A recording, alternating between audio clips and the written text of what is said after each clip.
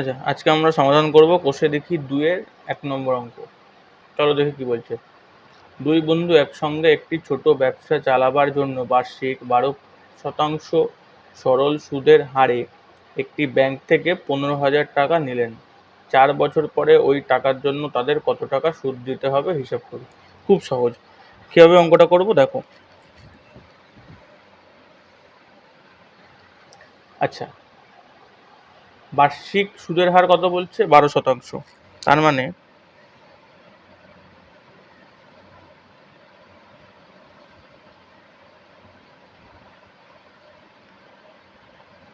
সুতরাং এটাই আমার আর, তাই না? আচ্ছা, কত টাকা ধার নিয়েছিল? 15,000 টাকা।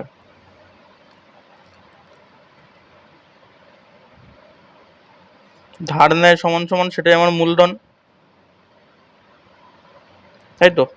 সমান সমান সেটাই পি সমান সমান কত? 15,000 টাকা।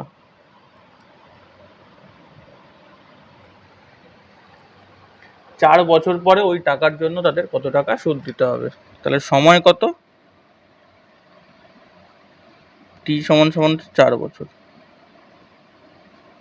সুতরাং সুদের পরিমাণ যদি আই হয়,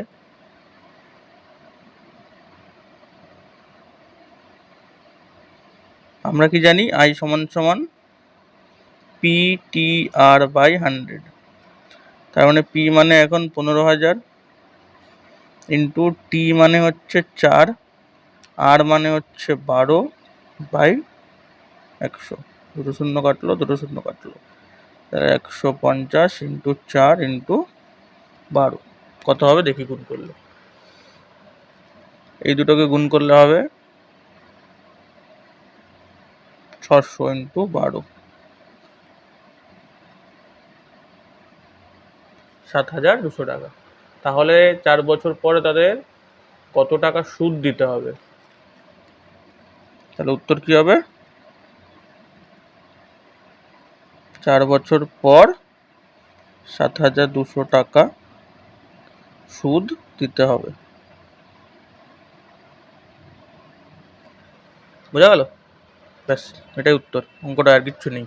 2 নম্বর অঙ্ক বলছে 2005 সালের 1 জানুয়ারি থেকে 27শে মে পর্যন্ত বার্ষিক 6% সরল সুদের হারে 2,000 টাকার সুদ কত হবে নির্ণয় করি।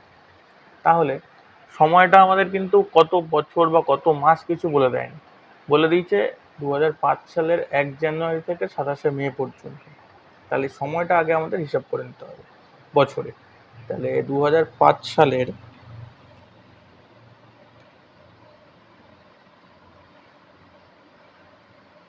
2005 সাল 1 জানুয়ারি থেকে 27শে মে, তাই না? তাহলে কতদিন হচ্ছে হিসাব করে দেখি। জানুয়ারিতে কতদিন? 31 দিন। ফেব্রুয়ারিতে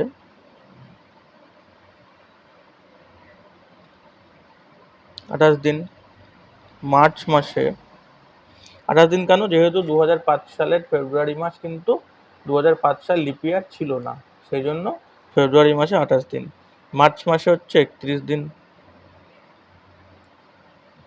এপ্রিল মাসে 30 দিন। মে মাসে দেখো 27শে মে পর্যন্ত বলেছে, তাই না? তার মানে 27শে মে সে টাকাটা কিন্তু তুলে নেবে। 27শে মে পর্যন্ত মানে সে 26 তারিখ অবধি সুদ পাবে। 26 তারিখ অবধি সুদ পাবে মানে মে মাসে 26 দিন হবে। 27 দিন নয় কেন?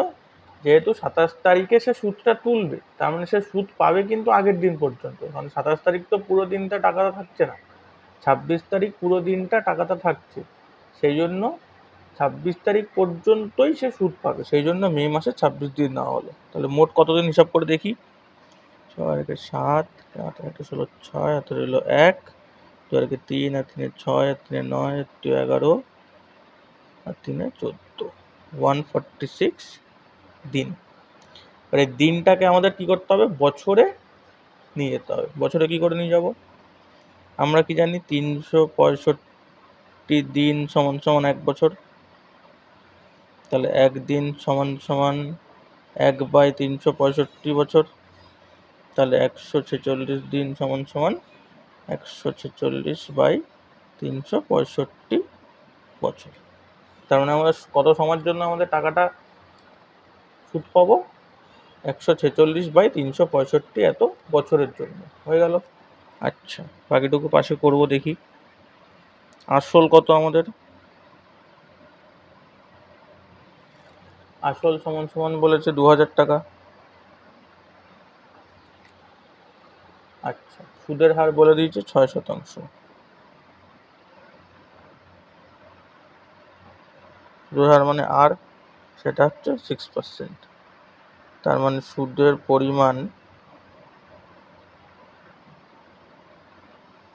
আই সমান সমান কত হবে? পি মানে হচ্ছে 2000 ইন্টু টি মানে হচ্ছে এই পুরোটা 146/365 ইন্টু আর মানে হচ্ছে 6/100। তার মানে এটাকে লেখা যায় 2000 ইন্টু 146/365 ইন্টু 6। আচ্ছা, এই 100টা নিচে ভাগ হয়ে আছে, ওপরে হলে গুণ হয়ে যাবে, নিচে আছে মানে এটা 100/1, ওপরে গুণ হিসেবে গেলে হয়ে যাবে 1/100। আচ্ছা, এটাকে কাটাকাটি করবো। আচ্ছা, 5 দিয়ে কাটলে 5 7 35, 36 1 15 73। আচ্ছা, 5 দিয়ে এটাকে কাটলে 4 5 20, 73 দিয়ে 146 কাটলে 2। তার মানে 4 2 8, 6 8 48, এত টাকা, 48 টাকা। আচ্ছা, উত্তর কি চেয়েছে আমাদের? সুদের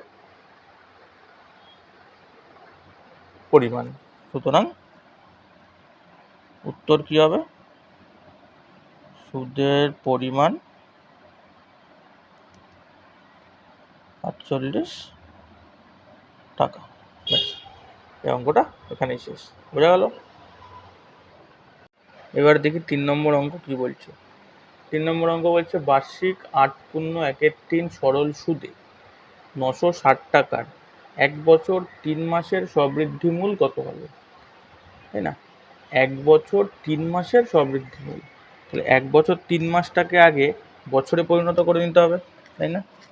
তার মানে আমরা জানি 1 বছর সমান 12 মাস, সুতরাং 1 বছর 3 মাস সমান সমান হচ্ছে 12 যোগ 3 সমান সমান 15 মাস।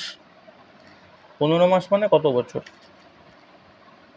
12 মাস সমান সমান 1 বছর, 1 মাস সমান সমান 1/12 বছর, 15 মাস সমান সমান হচ্ছে 15/12 বছর, তাই না? সুতরাং 1 বছর 3 মাস সমান সমান 15/12 বছর। এটাই আমার টি। এত বছরের জন্য আমার টাকাটা থাকবে। বোঝা গেল? তাহলে এটা হয়ে গেল আমার টি। এবার সুদের হার বলছে 8.1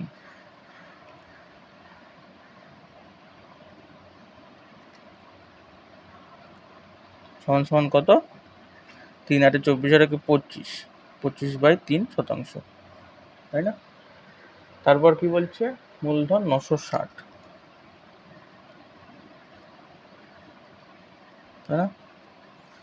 তাহলে বলছে আমার সবৃদ্ধি মূল। তো সবৃদ্ধি মূল আগে সুদটা বের করি, তার সাথে মূলধন যোগ করে দিলে সবৃদ্ধি মূল হয়ে যাবে, তাই না? তাহলে পাশে একটা দাগ টেনে করি, অঙ্কটা সুবিধা হবে।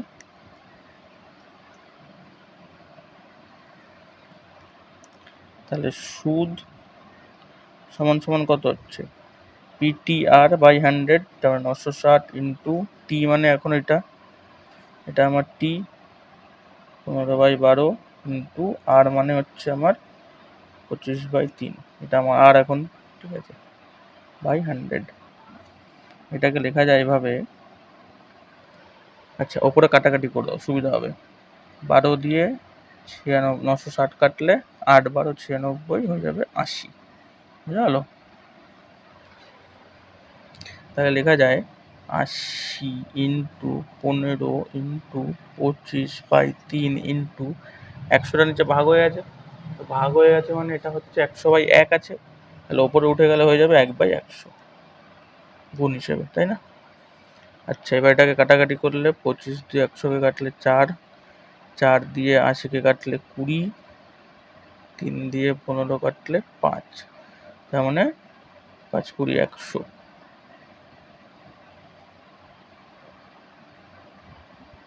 তার মানে সুদ সমান সমান হচ্ছে আমার এখানে 100 টাকা। তাহলে স্ববৃদ্ধি মূল সমান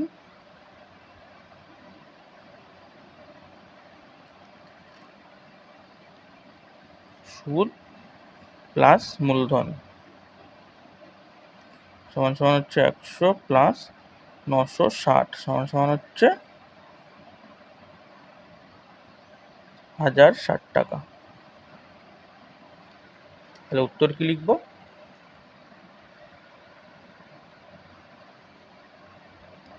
উত্তর হয়ে যাবে স্ববৃদ্ধি মূল কত হবে? 1060 টাকা।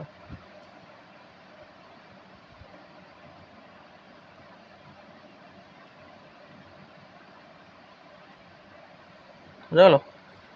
এই অঙ্কটা এখানেই শেষ। 3200 টাকা 2 বছরের জন্য ধার নিলেন, 2 বছর পরে তাকে সুদে আসলে কত টাকা শোধ করতে হবে। খুব সহজ অঙ্ক, দেখো কিভাবে হবে। এখানে আসল কত? আসল মানে পি সমান সমান কত? 3200 টাকা।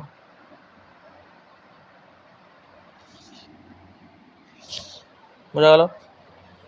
আচ্ছা, সুদের হার কত? 6%।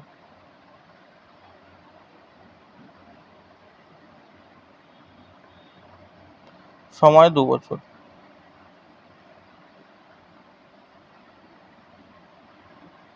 তাহলে সুদের পরিমাণ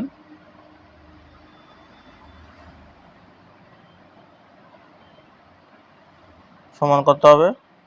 3200 ইন্টু 2 ইন্টু 6/100। দুটো শূন্য কাটলো, তাহলে কত পড়ে থাকছে? 32 ইন্টু 2 ইন্টু 6। তার মানে রাফে করি 32 দুগুণ 64 ইন্টু 6,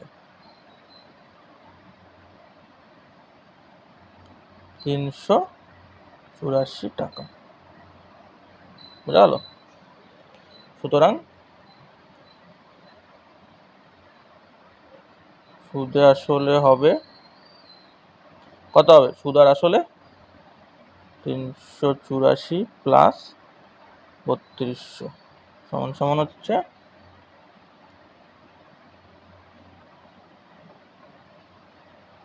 3584 টাকা।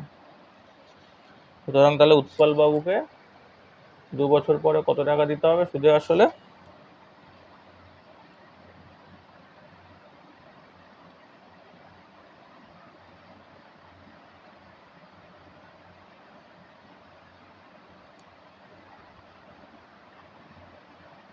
$3584 টাকা দিতে হবে। ব্যাস, এই অঙ্কটা এখানেই শেষ। অঙ্ক কি বলছো? বার্ষিক 5.25% সরল সুদের হারে শোভাদেবী একটি ব্যাংকে কিছু টাকা জমা রাখেন। 2 বছর পর তিনি সুদ হিসেবে 840 টাকা পেলেন। তিনি কত টাকা জমা রেখেছিলেন? তার মানে এখানে ধরে নিতে হবে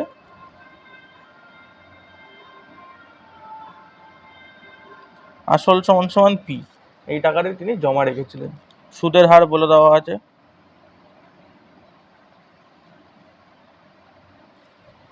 5.25%। সময় বলে দেওয়া আছে, সময় বলে দেওয়া আছে 2 বছর।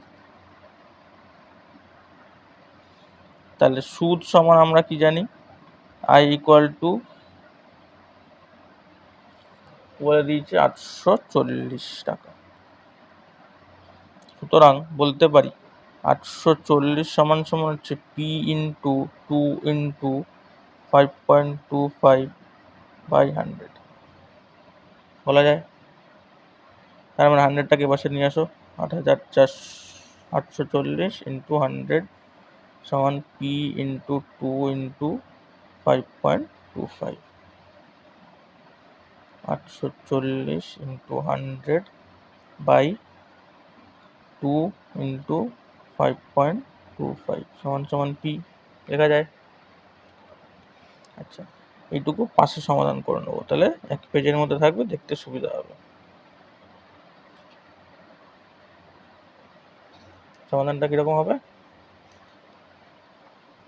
কাটাকাটিটা এই পাশেই করি, অথবা পি সমান সমান লেখা যায় 840 ইন্টু 100 বাই 2 ইন্টু 5.25। তা এই পয়েন্ট দশমিক তুলে দিলাম মানে উপরে একটা 100 বসে যাবে।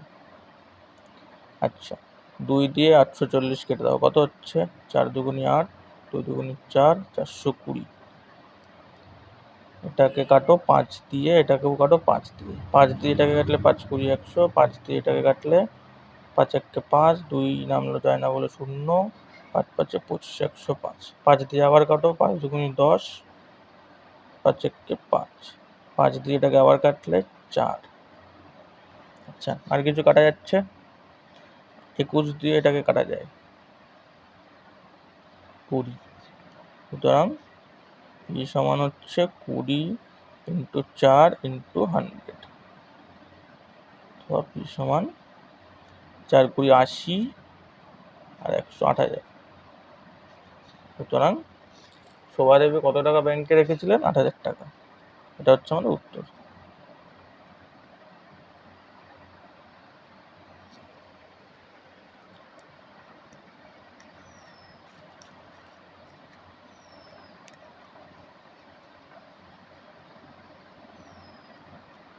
বুঝা হলো, এই অঙ্কটা এইটুকুই।